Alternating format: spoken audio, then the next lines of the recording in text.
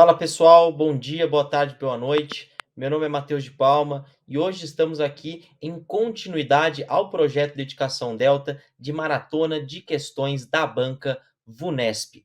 Sem enrolar, bora para as questões. Hoje a gente tem muita coisa para falar e eu tenho certeza que, aliado a- a- aos dispositivos que eu irei trazer hoje aqui nesse vídeo, entendimentos jurisprudenciais e também doutrina, vamos poder assim melhorar o rendimento nas questões da VUNESP. Beleza? Sem enrolar, bora para as questões e aqui esse primeiro slide característico, meu nome, Instagram, me sigam, estamos sempre à disposição dos alunos, sempre à disposição. Um pouco corrido, um pouco demorado nas respostas, mas sempre respondendo aos nossos queridos alunos. Então, bora. Pessoal, a primeira questão que eu trouxe para vocês, ela é da PC São Paulo 2018, último concurso. O tema, ele é de controle de constitucionalidade. Talvez um dos temas mais temidos pelos concurseiros e que também ou é amado ou odiado, né? Ou você ama ou você odeia. Acho que é assim com o direito constitucional também, né? Diferente de direito penal, de direito de processo penal, que todo mundo que presta concurso para delegado tende a amar. Mas é a vida, gente. É o azar militar e vamos em frente. Pessoal, assinale a alternativa correta. Vamos lá. A decisão sobre a constitucionalidade ou a inconstitucionalidade da lei ou ato normativo somente será tomada se presentes na sessão pelo menos 6 ministros. Aqui está o erro ou o acerto da questão. Vamos lá para a próxima. Após a propositura da ação da ADI, somente será admitida a sua desistência mediante concordância da autoridade responsável? Será? Em se tratando de ADI, o Supremo, por decisão da maioria simples de seus membros, poderá deferir pedido de medida cautelar, consistente na determinação de que os juízes e os tribunais suspendam o julgamento dos processos que envolvam a aplicação da lei ou do ato normativo objeto da ação até o seu julgamento definitivo. Isso está correto? Isso está errado? A medida cautelar na ADI será, em regra, dotada de eficácia ex nunc, torna aplicável a legislação anterior a caso existente, salvo manifestação expressa em sentido contrário. E o item E, os partidos políticos, independentemente de representação no Congresso Nacional, possuem legitimação para proposta de ADI. Pessoal, analisando essas questões, qual é o item A, B, C ou D que encontra-se correto? Olha, esse item A, eu já posso falar para vocês que ele já está errado. Aqui, pessoal, é o mínimo 8 ministros. Vocês precisam se lembrar que na ADI e também em todas as ações constitucionais existe um quórum para instalação da sessão no Supremo Tribunal Federal. Quórum este que sem o qual o Supremo nem pode começar o julgamento. E para que o julgamento ele se inicie, o Supremo precisa de pelo menos 8 ministros. Beleza? 8 ministros, 2/3 do tribunal. Então esse item A já está incorreto. Olha o item B, qual que é o erro dele? O erro dele, pessoal, é que não é permitida a desistência da ação direta de inconstitucionalidade. A ação direta de inconstitucionalidade é uma ação que tende a contrastar tão somente o direito objetivo, ou seja, dispositivos. Ele não tende a tutelar direito subjetivo da parte, ou seja, sujeito do autor, sujeito do réu, o direito do autor, o direito do réu, mas tão somente o dispositivo constitucional que, ou melhor, o dispositivo infraconstitucional que aquela determinada parte, aquele determinado, vamos dizer, legitimado ativo, entende inconstitucional. Então não se tutela direitos subjetivos, mas direitos objetivos. É um processo constitucional objetivo. Por isso que não é admitida a desistência. E essa letra C, o que ela está errada? É possível o deferimento de medida cautelar em ADI? Sim, pessoal. Isso está na lei da ADI. Totalmente possível. Assim como também é possível na ADC, na ADO, por omissão, e na ADPF. Mas o que está errado aqui? O que está errado é justamente aqui, ó, maioria simples. Quando você vai deferir uma medida cautelar no âmbito do Supremo Tribunal Federal, é necessário que haja maioria absoluta. Tudo bem? E outro erro desse item C, justamente em quais os efeitos da ADI. Quais os efeitos da medida cautelar em ADI? Os efeitos é justamente a suspensão do ato impugnado e a aplicação do ato, ou melhor, da lei anterior. Então, pessoal, o que acontece em uma medida cautelar de ADI? O Supremo Tribunal Federal, deferindo essa medida cautelar pela maioria absoluta de seus membros, ele suspende a eficácia de uma determinada legislação. E a outra legislação anterior, que foi revogada por essa já suspensa, ela emerge novamente no sistema normativo e torna a ter nova aplicação, justamente para não se criar um vácuo legislativo nesse caso. Tudo bem? Então aqui já está errado. E vamos aqui na letra E, porque eu já aponto para vocês. O item D é o item correto. É o item correto. Então, pessoal, olha, o que está errado no item D? É justamente esse aqui, ó, independentemente de representação. Os partidos políticos, eles possuem legitimidade para adentrar com uma ADI no Supremo Tribunal Federal. Legitimidade esta que, inclusive, é universal. Não depende de comprovação da pertinência temática.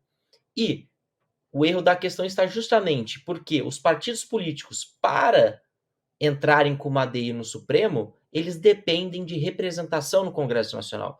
Somente aqueles partidos que tenham pelo menos um representante no Congresso Nacional podem manejar ações de inconstitucionalidade objetiva no Supremo Tribunal Federal.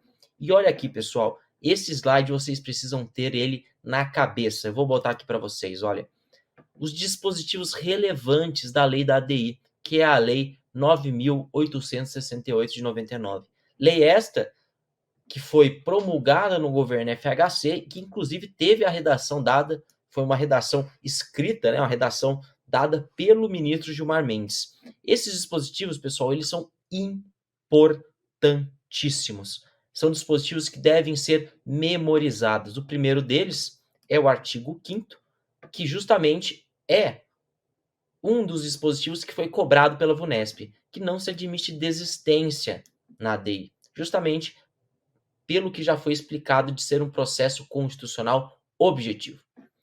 E outra coisa, outro dispositivo muito interessante é justamente não se admitirá intervenção de terceiros. Outro dispositivo muito importante. E, justamente, o artigo 10, que aqui trata a respeito da medida cautelar em ADI. Justamente, olha aqui, ó, maioria absoluta. Olha como a VUNESP gosta de cobrar lei seca. Fiquem atentos a isso. E uma outra coisa que eu peço encarecidamente para vocês terem atenção.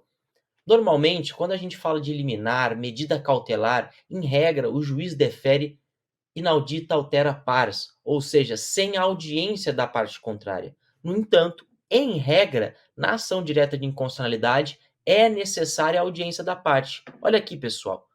A medida cautelar será concedida por decisão do Tribunal, do Supremo, após a oitiva dos órgãos ou autoridades dos quais emanou a lei ou ato normativo, que se pronunciarão no prazo de 5 dias.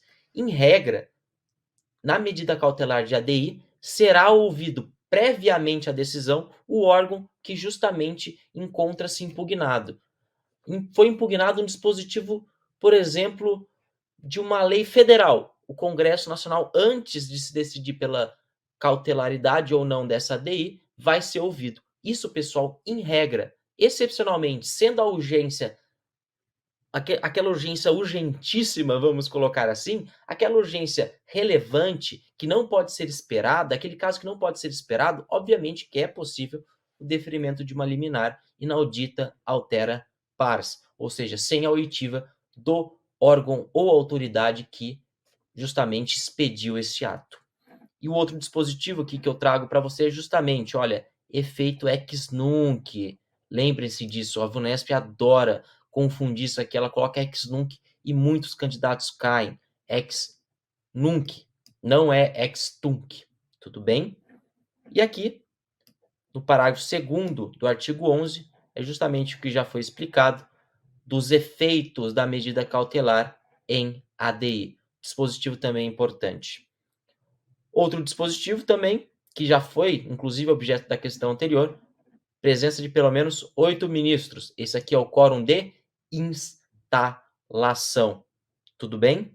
E, professor, instalado a sessão, pelo menos 8 ministros, o julgamento de uma ADI ocorre através de um quórum de 6 ministros.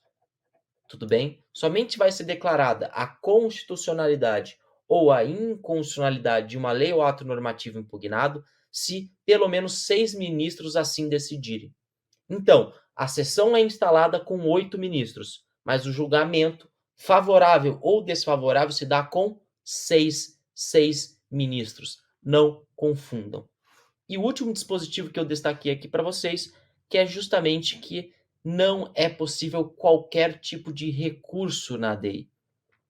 A decisão tomada em uma ADI, ela é irrecorrível. E o que isso implica? Isso implica que justamente o Supremo é o órgão máximo que decide a respeito da constitucionalidade ou inconstitucionalidade de uma lei ou ato normativo. Não é possível se recorrer a qualquer outro órgão, seja jurisdicional ou não, dentro de todo o arcabouço legal trazido pela Constituição.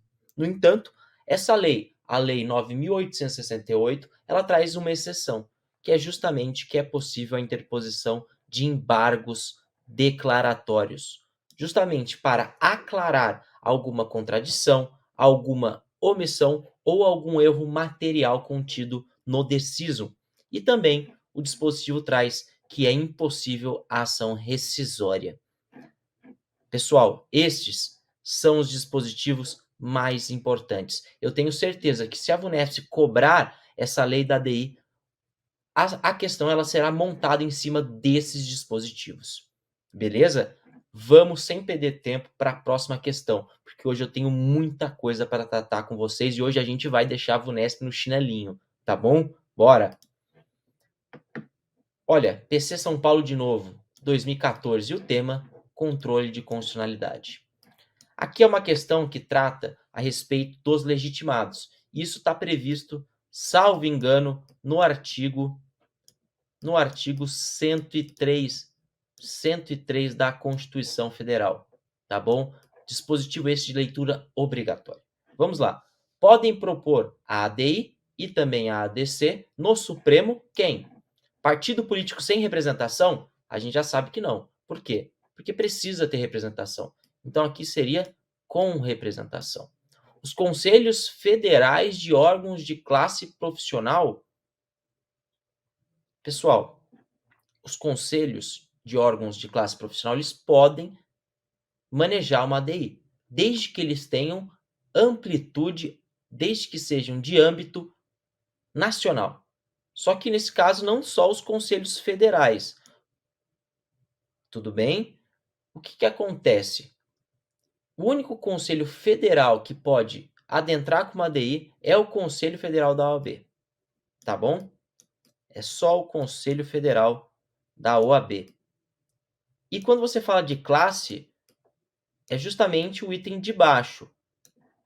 As entidades de classe, elas podem adentrar com uma ADI no Supremo Tribunal Federal, mas elas precisam ser de âmbito nacional. Então aqui você já corta esse item C. Deu para entender? Somente revisando. O Conselho Federal da OAB, ele é legitimado para uma ADI. Os demais conselhos federais, vamos colocar o Conselho Federal de Engenharia, de Medicina, podem? Não. Negativa. A resposta é negativa. Tão somente o Conselho Federal da OAB. Mas as entidades de classe, desde que sejam de âmbito nacional, podem sim manejar uma ADI no Supremo. Beleza? E aqui, olha, a mesa da Câmara dos Deputados é a resposta correta. Tá bom? Não é o parlamentar, não é a Câmara dos Deputados, não é o presidente da Câmara dos Deputados, é a mesa. assim como também a mesa do Senado Federal. Tudo bem? E por fim, o Procurador-Geral de Justiça. O Procurador-Geral de Justiça, pessoal, ele é, vamos dizer, de uma forma didática, o chefe do Ministério Público nos estados. E, na verdade, ele é um dos legitimados obrigatórios para a ADI estadual. Mas ele não é legitimado para uma ADI no Supremo Tribunal Federal. Nesse caso, seria o PGR, que é o Procurador-Geral da República. Não é o PGJ. Tudo bem? Entenderam? Uma questão pura de lei seca, ou melhor, duas questões. Essa primeira questão, que tratou a respeito da lei da ADI, e essa outra questão que eu trouxe aqui para vocês, que tratou do artigo 103. E olha aqui o artigo 103 da Constituição, pessoal. Presidente da República, mesa do Congresso, perdão, do Senado Federal, da Câmara dos Deputados. E outra coisa importante também, tomem anotação. A mesa do Congresso Nacional é legitimado? Resposta: negativa. Então, somente a mesa do Senado e a mesa da Câmara. A mesa do Senado Federal, ela não é legitimada para a DI. Olha aqui também, mesa da Assembleia Legislativa ou Câmara Legislativa do Distrito Federal. O governador dos estados ou do Distrito Federal, Procurador-Geral da República, não é o Procurador-Geral de Justiça. Conselho Federal da OAB, partido político com representação e a confederação sindical e também a entidade de classe de âmbito nacional. E, pessoal, uma outra coisa que eu quero tratar rapidamente com vocês. Esses são os legitimados para a ADI. No entanto, a doutrina e também o Supremo Tribunal Federal, que encampou esse entendimento da doutrina, pontua que os legitimados eles se dividem em duas espécies. Os primeiros são os legitimados universais. Que são aqueles que podem manejar uma ADI no Supremo, e essa entrada, essa ação, ela não depende da comprovação de pertinência temática entre o legitimado ativo e aquilo que está sendo discutido na ação vindoura. No entanto, existem também os legitimados específicos, que são aqueles que, debalde a legitimidade ativa, apesar da legitimidade ativa prevista no artigo 103, dependem da comprovação da pertinência temática. E eu vou apontar para vocês agora, nesse slide que eu estava mostrando, quais são esses legitimados universais e quais são os legitimados específicos. Decorem, porque isso é muito importante. E vamos lá. Presidente da República é um legitimado universal. O presidente da República não precisa demonstrar a pertinência temática. Beleza? Mesa do Senado Federal, universal. Mesa da Câmara dos Deputados, universal. Tudo bem? Não depende da comprovação de pertinência temática.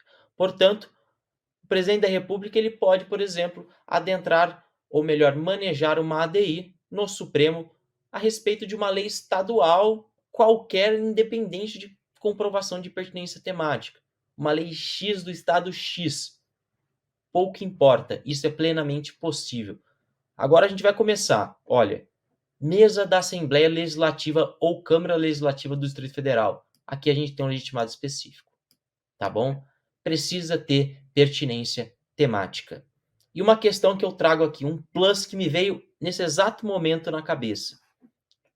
Só para complementar, o governador também é específico, tá bom? O exemplo vai ser justamente desse plus que eu acabei de dizer no governador. O governador, pessoal, ele pode impugnar uma lei de outro estado através de ADI no Supremo? Lembrem-se, a ação direta de inconstitucionalidade é uma ação constitucional que contrasta uma lei ou ato normativo que seja federal ou estadual. Então, o governador ele pode manejar uma ADI que tenha por objeto uma lei federal e também uma lei estadual. Mas essa lei estadual, por exemplo, que ele entra com essa ADI, pode ser de outro estado? Essa é questão, inclusive, de prova. Já encontrei em provas essa questão.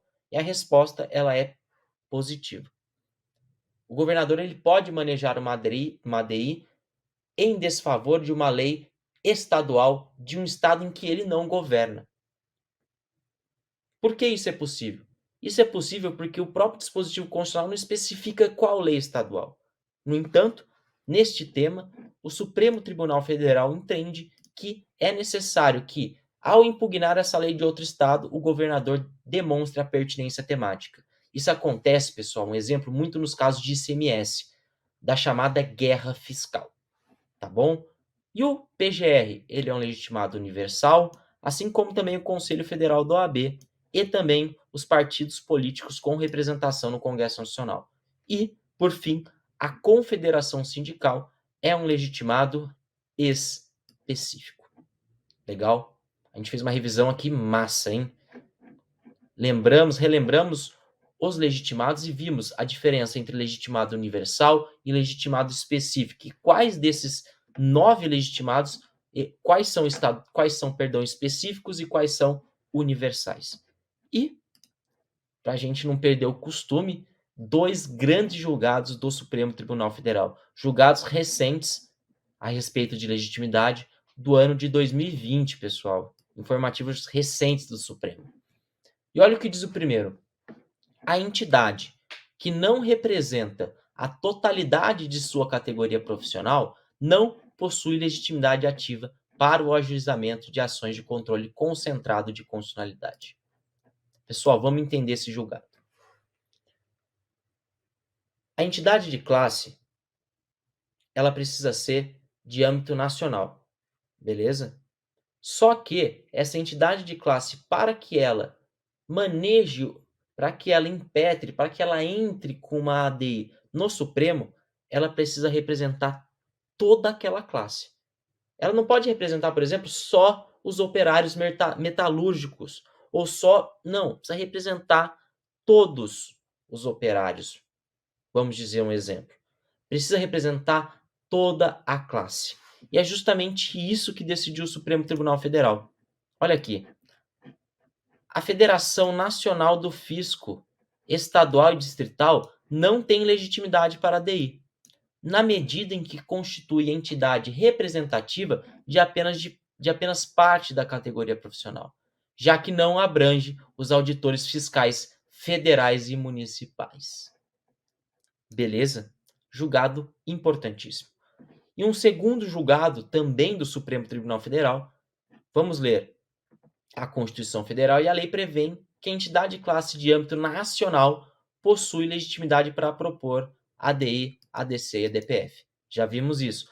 Mas ela precisa ter, pessoal, âmbito nacional. E agora vem a pergunta: o que é âmbito nacional? Isso caiu no Supremo. E o Supremo decidiu que âmbito nacional é justamente aquela entidade de classe com associados ou membros em pelo menos 9 estados da federação. Decorem isso, pessoal. 9 estados da federação. Mas daí vocês me perguntam, professor Matheus, de onde o Supremo tirou isso? Ele tirou isso justamente desse artigo aqui da Lei Orgânica dos Partidos Políticos, o artigo 7º, parágrafo 1º da Lei 9.096 de 95. Porque essa lei, ela pontua justamente que os partidos políticos, eles precisam ter âmbito nacional. Eles precisam ser de âmbito nacional. E quando eles serão de âmbito nacional? Quando eles tiverem representação em pelo menos 1/3 dos estados ou do Distrito Federal. Então, o Supremo, por analogia, aplicou esse conceito de âmbito nacional para as entidades associativas, as entidades de classe. Beleza? E o que eu digo aqui para vocês, ó. Assim, não basta que a entidade declare no seu estatuto ou ato normativo que possui caráter nacional. É necessário que existam associados ou membros em pelo menos 9 estados da federação. Isso representa 1/3 dos estados-membros do Distrito Federal.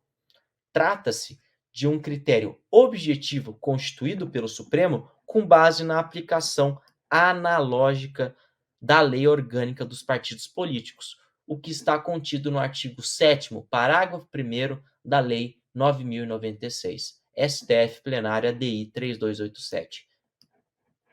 Relator para o acórdão, ministro Lewandowski. Tudo bem? Pessoal, gravem isso. E eu vou trazer aqui para vocês mais um plus. que, embora não esteja esse julgado aqui no slide, eu vou trazer para vocês, então prestem atenção. Meus caros, 9 estados da federação, 1/3 é a regra. No entanto, é possível que existam entidades de classe que não tenham abrangência nesses 9 estados. Isso acontece em atividades que sejam muito específicas de um só estado e que por isso não tenham aplicação em outros estados. Isso surgiu em uma discussão trazida pelo Supremo Tribunal Federal relacionado a funcionários de empresas salinas que retiram sal de águas e transformam esse sal. E essas empresas, elas eram restritas a somente alguns estados da federação. E o Supremo Tribunal Federal, nesses casos em que justamente a atividade ela seja tão restrita que abranja menos de 9 estados, que nesses casos justamente é possível que essa entidade de classe entre com a ADI no Supremo. Tudo bem? Então, existe uma exceção a esse julgado recente do Supremo Tribunal Federal. Eu nunca vi essa exceção sendo cobrada, mas desde já tenham ela em mente. Tudo bem? Vamos continuar. A gente tem muita coisa ainda para a gente ver. Próxima questão. Conceito e classificação da Constituição, das Constituições, né? Questão também de 2018, VUNESP. Uma questão que, inclusive, aposto muito. A VUNESP gosta de lei seca, mas sempre vem umas 2, 3 questões, ainda mais com a quantidade de questões inconstitucional da prova da VUNESP, que cobram-se justamente doutrina pura. E é o caso dessa questão da PC de São Paulo, que foi inclusive anulada. Mas ela não foi anulada por um erro de dubidade de questões, ou melhor, de 2 questões corretas ou 2 erradas, ou aquele rolo que às vezes acontece. Mas justamente porque a banca errou em uma expressão. Mas essa expressão ela não tira o aprendizado da questão. Tudo bem? Vamos lá, olha. Assinale a alternativa correta. A concepção sociológica da Constituição, de autoria de Ferdinand Lassalle, tá certo? Tá certo. Gravem que cada conceito tem um autor por trás, e o autor da concepção sociológica é o Ferdinand Lassalle. Ferdinand Lassalle, com o conceito sociológico, ele busca o fundamento da Constituição na decisão política fundamental. Meus caros, isso está incorreto. A decisão política fundamental, na verdade, se refere justamente à concepção política de Constituição, que tem autoria no nazista Carl Schmitt, que foi ministro da Justiça na Alemanha nazista. Então, segundo Carl Schmitt, a concepção política de Constituição pontua que a Constituição é a decisão política fundamental de um Estado e que justamente a concepção sociológica de Ferdinand Lassalle, por outro lado, pontua que a Constituição é uma relação entre os fatos sociais dentro de um Estado, de modo que há uma Constituição real e efetiva e uma escrita. Aqui, pessoal, eles inverteram os conceitos, é por isso que isso está errado. Tudo bem? Entenderam? A concepção sociológica é justamente a reunião dos fatores sociais dentro do Estado. Ferdinand Lassalle, ele pontua que existem 2 tipos de Constituição. Uma Constituição verdadeira e uma Constituição, vamos dizer, uma Constituição falsa. E essa Constituição verdadeira é justamente a reunião de todos os fatores sociais do Estado. Da população que é marginalizada, dos ricos, da população dos grupos minoritários, de toda aquela nação como um todo. E toda essa nação forma uma Constituição dos fatores reais, sociais de poder. E existe uma Constituição que, na verdade, não é uma Constituição verdadeira, é uma Constituição falsa. É uma Constituição tão somente escrita. Uma Constituição que é justamente tão somente uma folha de papel. E o Ferdinand Lassalle ele faz essa diferenciação muito clara. Que uma Constituição, para ser real, efetiva, ela não pode ser tão somente uma folha de papel. Ela precisa espelhar o que pensa todo o Estado. O Estado, eu digo, todo o povo dentro desse Estado como um todo. Tudo bem? O Ferdinand Lassalle fala isso. E por outro lado, justamente, O Carl Smith, na concepção política, pontua que a Constituição é uma decisão política fundamental. Beleza? Bora continuar. Item C. Quanto à forma, as constituições elas podem ser cesaristas e pactuadas. Pessoal, isso está errado, tá bom? Quanto à forma, as constituições elas podem ser escritas ou costumeiras, tá bom? E aqui? Essa aqui que foi justamente a alternativa que deu um bafafá. Mas vamos para aí. Olha aqui. A concepção jurídica ou puramente normativa de Constituição, que é justamente de Conrad Hess, define que a Constituição é puro dever ser, norma pura, e não deve buscar seu fundamento apenas na própria ciência jurídica. Justamente, pessoal, o erro está aqui, ó. Que na verdade Conrad Hess, ele é o autor de uma concepção normativa de Constituição, mas na verdade essa esse conceito aqui de Constituição é justamente o conceito de Constituição de Hans Kelsen. Tudo bem? É o conceito de Constituição de Hans Kelsen, que é puro dever ser. Lembrem da teoria pura do direito, né? A teoria pura do direito de Hans Kelsen. Tudo bem? E a questão correta, o item correto, me perdoem, é justamente esse item D. O item D ele pontua que, quanto ao modo de elaboração, as normas é justamente isso aqui que deu a anulação da questão. Que na verdade aqui não seria norma, aqui deveria ser Constituição, como aqui acima, ó. Mas isso não retira o aprendizado da questão. Por isso que eu optei por inseri-la dentro desse nosso estudo. Vamos lá, quanto ao modo de elaboração, as normas, onde leia-se norma, pensem em Constituição. As constituições podem ser dogmáticas e históricas. Isso está plenamente verdadeiro. As constituições históricas, pessoal, são aquelas constituições que justamente vêm se formando ao longo de toda uma trajetória política, social, econômica de um Estado. É justamente aquilo que a gente encontra na Constituição Americana. A Constituição Americana histórica é justamente a primeira Constituição que fundou um Estado e que foi sendo trabalhada ao longo de toda a história norte-americana. Entenderam? A Constituição histórica é a primeira Constituição de um Estado que funda esse Estado, que constrói as suas bases e cada vez vai sendo aperfeiçoada. Lembrem-se que a Constituição norte-americana ela possui diversas emendas, e essas emendas vão sendo trabalhadas ao longo do tempo em uma Constituição inicial.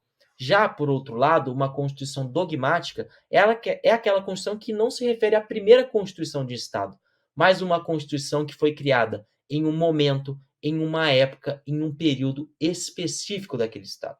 E é justamente a Constituição Federal de 1988. A Constituição de 1988, ela tampouco é a primeira Constituição brasileira, porque a primeira é a de 1824, e também ela não foi sendo trabalhada ao longo de todo o período constitucional brasileiro. A Constituição de 1988, me perdoem, ela é a Constituição que foi promulgada em meio a uma época política brasileira, após um longo regime militar e num florescer de um período democrático. Por isso que a nossa Constituição ela é dogmática.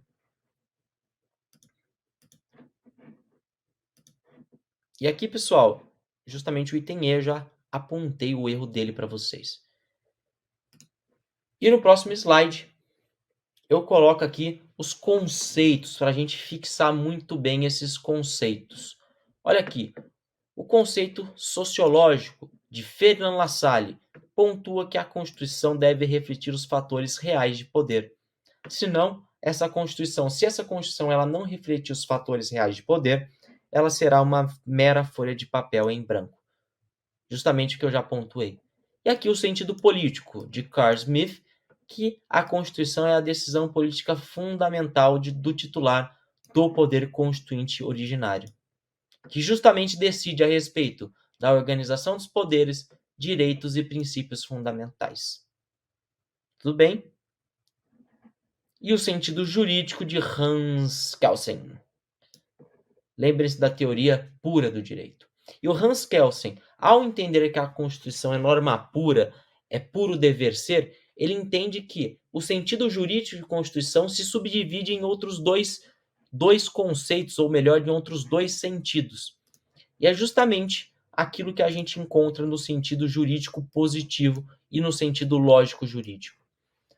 O sentido jurídico positivo pontua que o Estado ele possui uma lei máxima, e essa lei máxima deve ser a Constituição. O sentido jurídico positivo nos denota que todo Estado deve possuir uma Constituição, e essa Constituição é a norma suprema, é o fundamento de validade de todo ordenamento jurídico. É aquela norma escrita, pontuada, digitada e promulgada. É uma norma que os olhos do interpretador do direito conseguem enxergar. Por outro lado, Hans Kelsen também pontua que existe um sentido lógico jurídico. E esse sentido lógico jurídico é justamente aquilo que ele fala que é a norma hipotética fundamental. E o que seria essa norma hipotética fundamental? A norma hipotética fundamental é o comando direcionado ao poder constituinte, seja originário, derivado, de que é o comando imposto a esses poderes constituintes de que, diz assim, cumpram a Constituição. Tão somente isso. É justamente um comando hipotético, mental, é um comando abstrato, dizendo cumpram a Constituição. Tudo bem? E o Hans Kelsen ainda pontua que existem normas materialmente constitucionais e normas formalmente constitucionais. As normas materialmente constitucionais são aquelas que são inseridas no texto constitucional porque elas são dotadas de extrema relevância para o Estado Nacional. E justamente são aquelas normas que precisam estar na Constituição, sob pena de não existir uma Constituição. E essas normas são justamente as normas que versam sobre organização dos poderes e também de direitos e princípios fundamentais. Não se existe uma Constituição Federal, uma Constituição, a norma suprema, o fundamento de validade do ordenamento jurídico, sem que esse conjunto de dispositivos constitucionais versem a respeito da organização dos poderes e também de direitos fundamentais. Por outro lado, Hans Kelsen pontua que existem também normas formalmente constitucionais, que são justamente todas aquelas demais normas que não versem sobre esses assuntos. São aquelas normas que, na verdade, elas não precisam estar na Constituição para que aquele corpo de normas seja uma Constituição. São aquelas normas, pessoal, que entre aspas, aspas, aspas mesmo, entendam isso, não digam isso numa prova oral, no exame oral, mas são aquelas normas que não têm valor, que poderiam muito bem ser inseridas em lei infraconstitucionais. É justamente o dispositivo constitucional contido na Constituição de 88 que fala que o Colégio Pedro I no Rio de Janeiro, o tradicional Colégio Pedro I, ficaria sob jurisdição federal. Por que essa norma está na Constituição? É uma norma que não tem tanta importância se comparado ao artigo 5º, mas que possui o mesmo status. O artigo 5º é uma norma materialmente constitucional, porque a matéria tratada nele é constitucional. É uma matéria inerente a uma Constituição. Por outro lado, o dispositivo que fala do Colégio Pedro I é um dispositivo que tão somente na sua forma é constitucional, porque não possui a matéria, a axiologia constitucional. Tudo bem? Entendam isso. E por fim, um sentido que já foi cobrado em provas, se atentem ao sentido culturalista, de Meirelles Teixeira, que pontua que a Constituição é resultado da cultura e também interfere na cultura. A Constituição recebe influência de uma cultura. Olha a Constituição de 88. Recebeu influência de diversos aspectos culturais brasileiros. Cita-se, por exemplo, o penúltimo título, que é justamente o título que trata dos índios. A comunidade indígena se organizou, foi até a Assembleia Constituinte, falou com o presidente, o Henrique Meirelles, o presidente, e justamente inseriu um capítulo, um título tão somente tratando dos índios. Beleza? Justamente, assim como ela recebe influência, ela também interfere na cultura. porque ela é normativa. A Constituição não é tão somente um conjunto programático de normas, mas é um conjunto de normas que devem ser cumpridas, executadas. E por fim, olha aqui, esse sentido de interferir na cultura e também da cultura interferir na Constituição resulta naquilo que a gente conhece como uma Constituição total, porque considera a economia, a filosofia, a sociologia, a política e etc. Tá bom? Entenderam? Muito importante. E pessoal, nesse próximo slide eu trouxe para vocês a classificação das constituições. Esse tema, ele demoraria 1 hora de aula, tomaria 1 hora de aula da gente, para a gente explicar cada uma dessas classificações. Por isso, eu deixo um dever de casa para vocês, estudem esses conceitos, peguem esse slide aqui e justamente falam, conceito formal, ó, põe setinha e escreve. Eu fazia muito isso. Ó, escrita e não escrita, essa aqui tá fácil, né? Aqui, ó, promulgada, o que que é? Setinha e conceito. Outorgada, setinha e conceito. Tá bom? Porque isso é muito importante. Vocês viram justamente aqui na questão. Ó, quanto à forma, ela confundiu aqui. Porque quanto à forma, ela é escrita ou não escrita. Tá bom? Ou costumeira.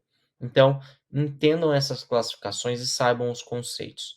E agora a gente vai se dirigindo para os últimos 20 minutos da aula.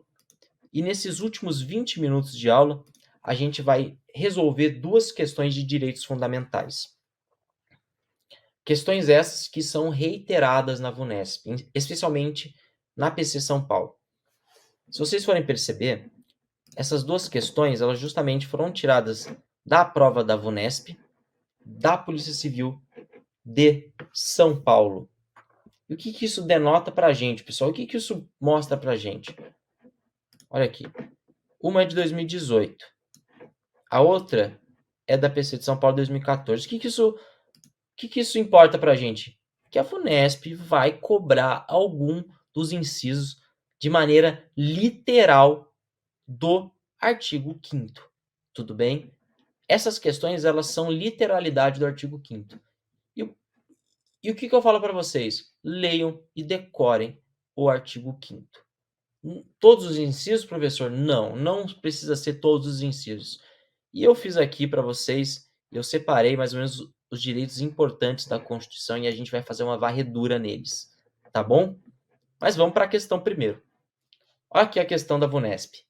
A Constituição da República de 1988 veda expressamente a existência de pena de morte. Tudo bem? Salvo em caso de guerra declarada. Além de vedar quais penas? Pessoal, lei seca. Lei seca. Isso aqui, quem souber sabe, né? E quem não souber não sabe, aquela velha história.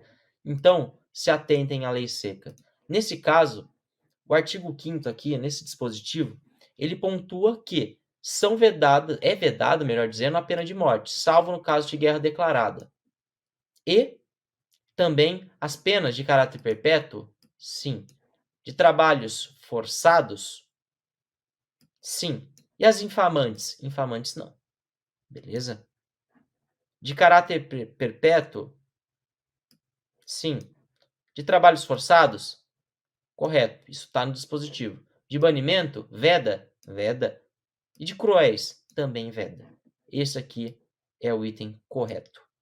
De banimento e cruéis? Está faltando coisa aqui. Está faltando de caráter perpétuo, trabalhos forçados. De caráter perpétuo, trabalhos forçados, ó. Correto. Correto. De banimento, correto. Tá certo? Não, ó. Infamantes. A Constituição Federal nada fala das penas infamantes. Beleza, pessoal? Então aqui o item correto é o item B. Lei seca, o artigo 5º. E a próxima questão da VUNESP é justamente uma outra questão que trata a respeito da lei seca, ou melhor, da lei seca contida no artigo 5º da Constituição. E vamos lá. Quanto às garantias constitucionais e à privação da liberdade, assinale a alternativa correta. Vamos lá, olha. Conceder-se-á habeas corpus sempre que a lei admitir a liberdade provisória.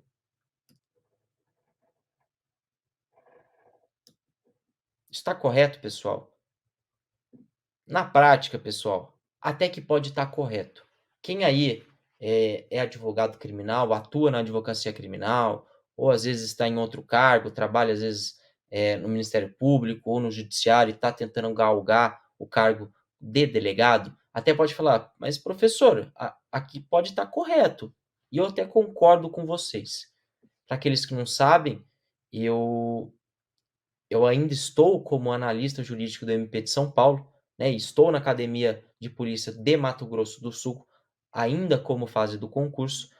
E eu diria para vocês que sim, é possível o habeas corpus quando a lei admitir a liberdade provisória. Mas isso não é o que está na lei seca. Não é isso que está na Constituição Federal de maneira expressa. A Constituição fala que conceder-se habeas corpus quando houver uma coação, ou melhor, uma violação do direito de locomoção. Tudo bem? E é por isso que, na verdade, essa alternativa ela está incorreta. E olha a letra B, o item B. O preso será informado de seus direitos, dentre os quais o de permanecer calado. Verdade? Certinho. Antes do interrogatório, seja policial, realizado pela autoridade policial, pelo delegado de polícia, como também o interrogatório judicial, realizado pelo juiz de direito durante o processo criminal, é dever dessas autoridades e também, segundo o STJ, de toda autoridade pública que entrevistar a pessoa que seja objeto de alguma coação, digo coação de persecúcio penal, é dever dessa autoridade pública, seja o delegado, seja o juiz e até mesmo o PM na rua, é dever deles falar, olha, você tem o direito de ficar calado. Tudo bem? É um dever da autoridade pública e um direito daquele que sofre a persecução penal. Mas o item, ele está perfeito até aqui, ó. E olha o que a VUNESP faz. Sendo-lhe assegurado a remoção para estabelecimento perto de sua família. Isso está totalmente errado, pessoal. Isso não está previsto na Constituição Federal. Isso pode até ser algum entendimento de alguns tribunais estaduais, que eu tenho esse conhecimento, mas não é o que está escrito na Constituição. Na verdade, pessoal, a execução penal no Brasil, ela ocorre no local, no presídio, na comarca, na vara de execução penal, onde tiver vaga. A gente já sofre com falta de vagas. E agora, se você quiser ficar segurando a remoção para estabelecimentos de perto da família, se fosse assim, as grandes cidades elas estariam abarrotadas, mais abarrotadas os presídios. E as coisas não são assim. Tudo bem? Então, o preso ele vai cumprir pena onde tiver vaga em regra. No entanto, eu pontuo aqui para vocês uma única exceção, que o menor infrator, o adolescente infrator, ele tem o direito de cumprir a medida socioeducativa em um local perto da sua família. Tudo bem? Fica aí uma dica para um pouco de processo penal para vocês. Tá bom? Adentrando, peço escusas ao professor da matéria, só adentrando ao tema. Então, essa alternativa ela está incorreta. E o item C. O preso tem direito à identificação dos responsáveis por sua prisão ou por seu interrogatório policial. Pessoal, até aqui perfeito. O preso ele tem o direito de saber quem o está interrogando. Quem também é o condutor do seu flagrante. É um direito do preso. Isso, inclusive, se não for cumprido pela autoridade policial ou por aquele que realiza o interrogatório policial, isso, inclusive, atualmente é crime de abuso de autoridade da nova lei. No entanto, a VUNESP novamente coloca uma vírgula e aqui está o que está incorreto. Inclusive, nos crimes inafiançáveis, o preso tem o direito de saber quem é o responsável por sua prisão ou interrogatório. Tudo bem? Então não existe essa exceção aqui que a VUNESP coloca. No item D, pessoal, a prisão de qualquer pessoa e o local onde se encontrem serão comunicadas no primeiro dia útil ao juiz competente e à família do preso. Pessoal, isso está errado. Está muito errado. Por quê? Porque, segundo a Constituição Federal, a prisão de qualquer pessoa e o local onde se encontre serão comunicadas imediatamente. Imediatamente. Essa comunicação ela é imediata.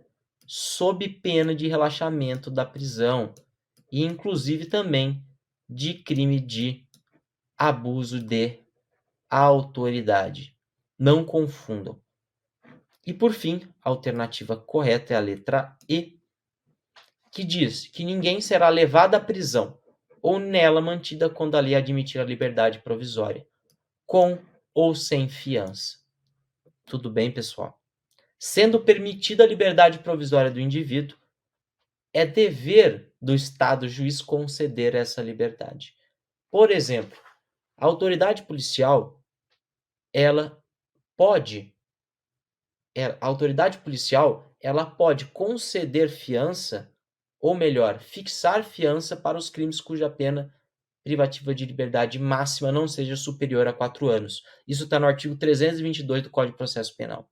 Se não existirem vedações à fiança e a autoridade policial, por exemplo, não fixar essa fiança, a pessoa ela poderá recorrer ao judiciário pedindo essa fiança. Por quê? Porque ninguém será levado à prisão ou nela mantido quando a lei admitir a liberdade provisória, com ou sem fiança. Tudo bem? Entenderam? E nesses últimos 9 minutos de vídeo, eu trago aqui para vocês os principais dispositivos do artigo 5º que são relevantíssimos para o exercício do cargo de delegado de polícia. E aí vocês me perguntam, Matheus, professor Matheus, estão todos aí? Eu digo, não estão todos, mas são os principais. Então, você fala assim, por onde eu começo a estudar o artigo 5º? Eu digo, os incisos que estão nesses 2 próximos slides. E eu não vou ler com vocês todos esses incisos, porque a gente ficaria aqui fazendo uma leitura de lei seca, e não é esse o propósito desse vídeo. Eu vou apontar para vocês os dispositivos que eu acho mais estranhos e que podem confundir vocês na hora da prova, tá bom? Se a VUNESP querer fazer uma pegadinha com vocês, vocês vão lembrar de mim e vão falar, eu não vou cair nessa pegadinha. Por quê? Porque vocês leram os artigos aqui, os dispositivos, os incisos que eu selecionei. Então bora lá para a gente finalizar com chave de ouro essa aula. E olha aqui, pessoal. Então, vários incisos, olha, que fala do tribunal do júri, legalidade, anterioridade, tem mandados de criminalização, ó, mandado de criminalização, criminalização. E o que eu primeiro queria tratar com você é justamente o conceito de mandado de criminalização. O mandado de criminalização, pessoal, é justamente uma determinação de natureza obrigatória por parte do poder constituinte originário de que determinada conduta deve ser, como já dito, obrigatoriamente tipificada pelo Congresso Nacional, sob pena de omissão constitucional relevante. Por exemplo, o racismo.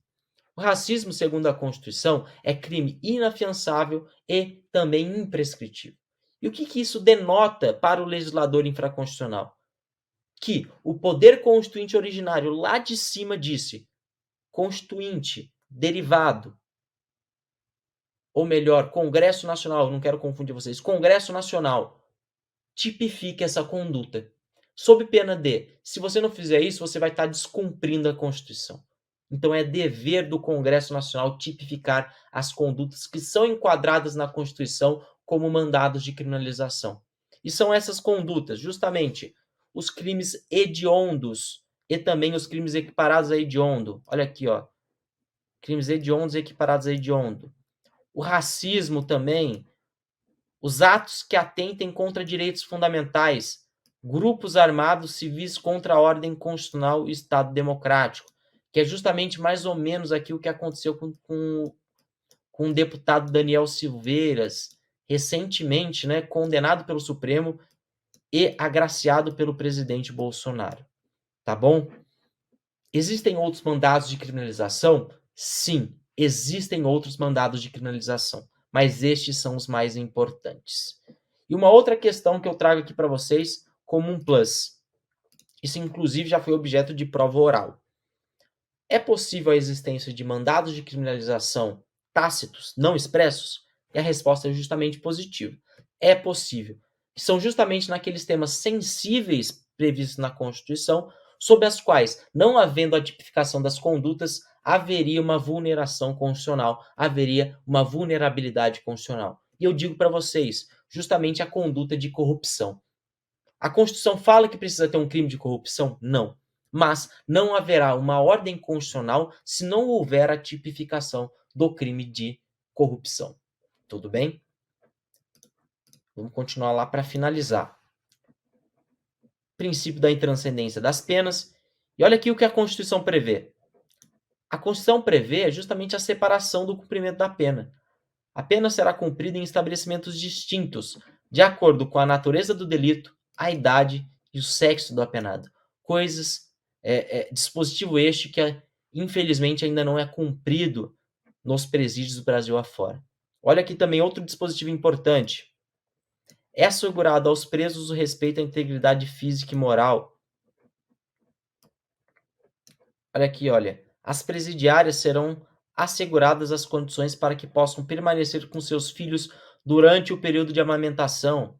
Outro dispositivo importante para a gente relembrar. Esses são dispositivos que às vezes a gente não se atenta, então se atentem a partir de agora. E para finalizar, um último slide. Aqui, ó, contraditória para defesa. Isso aqui todo mundo tá careca de saber, né? Ó. Olha aqui que interessante. Esse aqui é interessante. Eu já vi prova cobrando, pessoal. Não vou me lembrar agora qual prova, mas eu já vi. E justamente a prova, ela cobrou assim. A ação penal pública, ou melhor, a ação penal privada subsidiária da pública tem previsão constitucional e é direito fundamental. E o que aconteceu com 90% dos concurseiros, inclusive eu? Falando falso. Isso aqui só está no Código de Processo Penal. Falso. O que aconteceu? Errado. Na verdade, a ação penal privada subsidiária da pública tem previsão constitucional. E é direito fundamental. E é cláusula pétrea, não pode nem ser retirado da Constituição. Então, pessoal, se atentem a esse dispositivo. Tudo bem? Se atentem porque ele é objeto de... Isso dá um trava na nossa cabeça. Tá bom? Outros incisos aqui, ó, que são relevantes também, que eu trouxe para vocês. Leiam em casa. Tá bom? Olha aqui. O dispositivo que a VUNESP também cobrou. O preso tem o direito à identificação dos responsáveis por sua prisão ou por seu interrogatório policial. A VUNESP cobrou. Olha aqui também, o de cima, né? A VUNESP também cobrou naquela questão que a gente acabou de fazer, de resolver. O preso será informado de seus direitos, entre os quais o de permanecer calado, sendo-lhe assegurada a assistência da família e de advogado.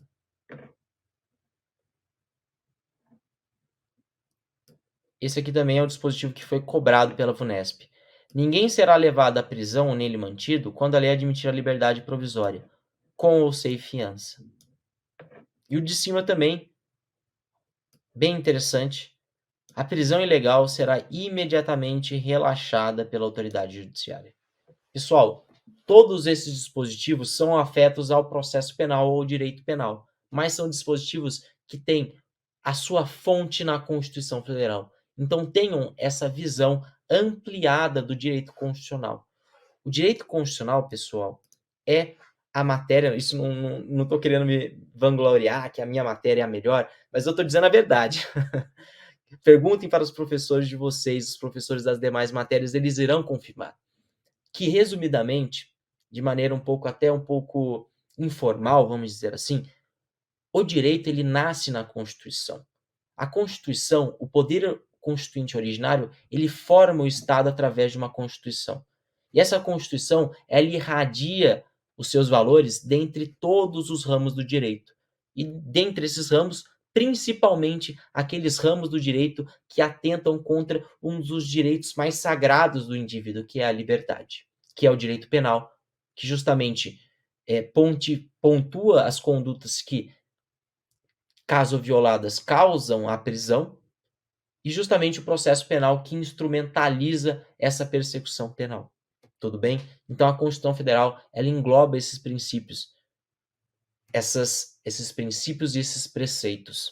Então, se tiver uma questão tratando sobre isso, ela é uma questão ligada também ao direito constitucional e pode ser cobrada na prova de constitucional, como a gente viu na questão da Polícia Civil de São Paulo de 2014, que é justamente essa questão aqui.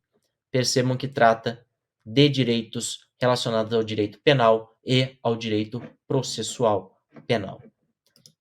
Tudo bem? Decorem isso então, gente, tá bom? Cumpram o seu dever de casa, que eu garanto para vocês que a aprovação vem e já vem rápido, tá bom? Pessoal, é isso. Eu queria agradecer mais uma vez a oportunidade que o Dedicação Delta me abriu de estar aqui com vocês hoje, falando sobre essas 5 questões relevantes, sobre temas também relevantes. E também me colocar à disposição mais uma vez de vocês. Eu hoje estou aqui no estado do Mato Grosso do Sul, cursando a academia de polícia para o cargo de delegado de polícia, ainda como fase do concurso, tá bom? E me coloco à disposição de vocês. Me contatem no Instagram, pela própria plataforma do YouTube. A gente aqui no Dedicação Delta é bem atento a essas coisas de YouTube, se responder. No Instagram também, embora eu tenha que com uma correria, eu estou respondendo todo mundo que está me mandando mensagem.